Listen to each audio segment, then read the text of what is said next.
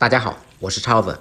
为什么炸鸡店做的炸鸡排又脆又香？卖10元一个的炸鸡排，它的利润是多少？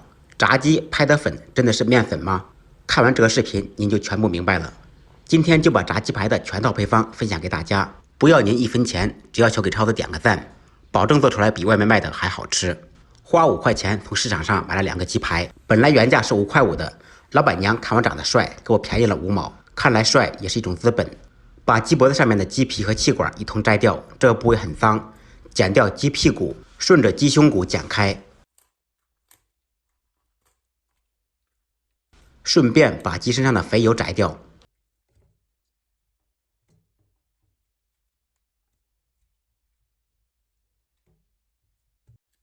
把剩下的鸡肺以及脏东西摘掉，在鸡背上轻轻的剪一刀，不要剪断，这样腌制炸制的时候更容易炸透。处理好以后，放到一个袋子当中，用我的战斧轻轻的捶，把鸡骨头敲碎，这样腌制的时候容易入味，炸的时候容易炸透。然后用流动的清水彻底清洗干净，洗出血水，也可以提前浸泡20分钟左右。洗好以后彻底控干水分。接下来腌制，盆中放入少许葱姜、3克盐、2克鸡粉、少许胡椒粉、1克13香、2克花椒粉、一点点嫩肉粉、3克料酒或者啤酒，把所有的腌料搅拌均匀。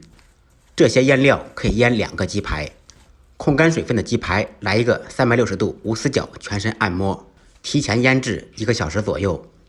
接下来我们破解一下炸鸡粉，不只是单纯的面粉，盆中放入50克香脆炸粉、50克普通面粉、20克生粉，也就是土豆淀粉，3粉合一，炸出来才会又脆又香。用这个比例加入清水，加入植物油，就是脆皮糊。腌好的鸡排拍上炸鸡粉，全身都涂抹均匀。拍好以后，在盆中抖动一下，把多余的粉抖下来，这样炸的时候油里面就不会特别脏。起锅做宽油，油温5-6成热，180度左右下入鸡排。刚下锅时油温要高，否则会吸油。放进去以后开中火炸约5-6分钟左右。